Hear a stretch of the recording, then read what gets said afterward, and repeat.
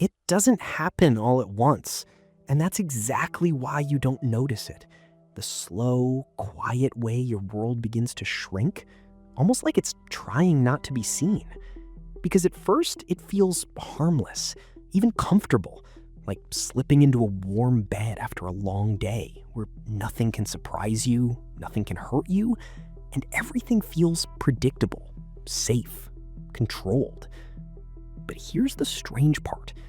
What if that feeling, the one you trust the most, is actually the thing quietly working against you, slowly rewiring your brain in ways you never agreed to, turning you into a smaller, slower, less curious version of yourself without you even realizing it?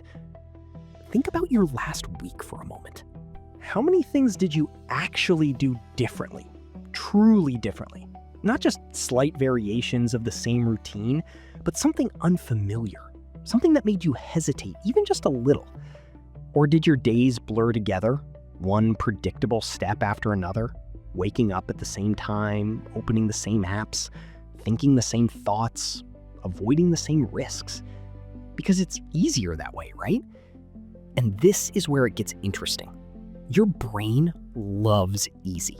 It craves patterns, repetition, certainty, because that's how it conserves energy, how it keeps you safe.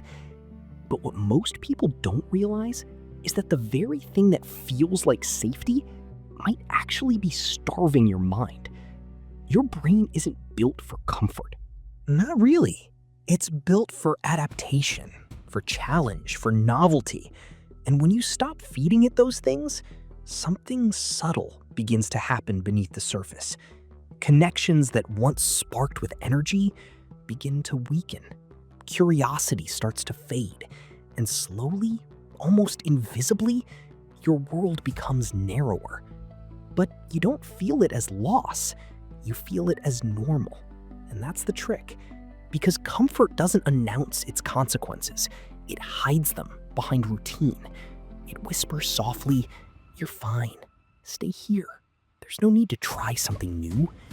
And so you listen, day after day, choice after choice, until one day something feels off, but you can't quite explain it. Maybe it's a lack of excitement. Maybe it's a strange heaviness when you think about change. Or that quiet voice in your head, the one that used to push you forward, has gone silent. What happened to it? Where did that version of you go? The one who was curious, bold, willing to explore? Did it disappear? Or did you slowly train it to stop showing up? Because every time you avoid discomfort, your brain learns something.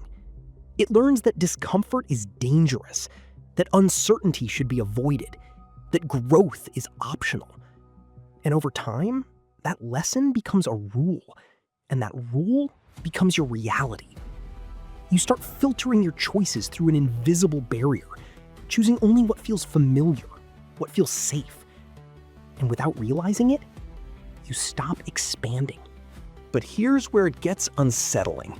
Your brain doesn't just change in how it feels, it changes physically. Pathways that are used often become stronger, while the ones that aren't begin to fade away. So it's not just in your head metaphorically, it's actually happening, quietly shaping how you think, how you react, how you see the world. The less you challenge yourself, the less capable your brain becomes at handling challenge. The less you explore, the harder exploration starts to feel. And before you know it, you're stuck in a loop, a self-reinforcing cycle that tightens over time. And the most dangerous part is, it feels completely normal while it's happening. Imagine standing in a room that shrinks by just a few millimeters every day. You wouldn't notice it at first, not after a day, not even after a month. But over time, the space around you would become tighter, more restrictive, until one day you try to move freely and you can't. That's what your comfort zone does. It doesn't trap you instantly, it traps you gradually. And by the time you feel it, it has already shaped you. So why does your brain allow this? Why would something designed to help you survive also limit you like this? Because your brain isn't focused on making you grow. It's focused on keeping you safe.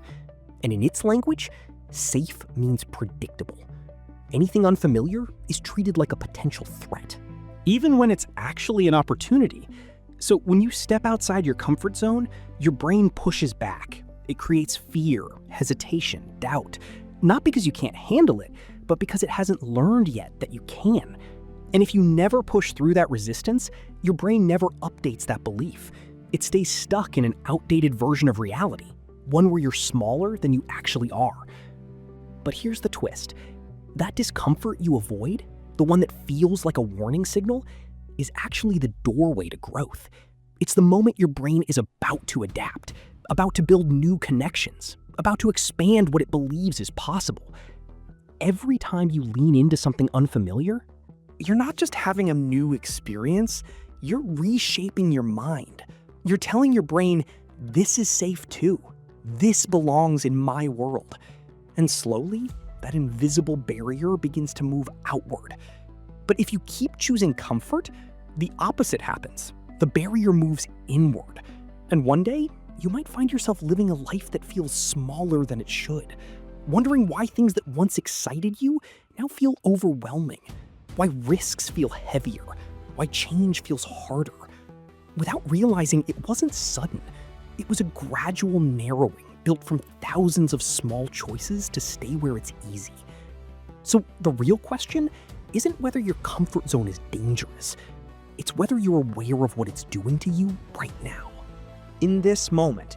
Because the scariest part isn't that it limits you, it's that it convinces you that you don't need more. It replaces curiosity with routine, growth with repetition, possibility with predictability. And it does it so smoothly that you begin to believe this smaller version of life is all there is. But deep down, there's usually a signal, a quiet restlessness, a feeling that something is missing, that you're capable of more, even if you can't explain what that more is. And that feeling isn't random. It's the part of you that hasn't been silenced yet, the part that remembers what it felt like to explore, to take risks, to step into the unknown. And the longer you ignore it, the quieter it becomes. Until one day, it might disappear altogether. So maybe the real danger isn't failure or embarrassment or uncertainty. Maybe the real danger is comfort itself. Because it doesn't destroy you in obvious ways. It reshapes you slowly, quietly, until one day you wake up and realize you've been living in a smaller world than you were meant to.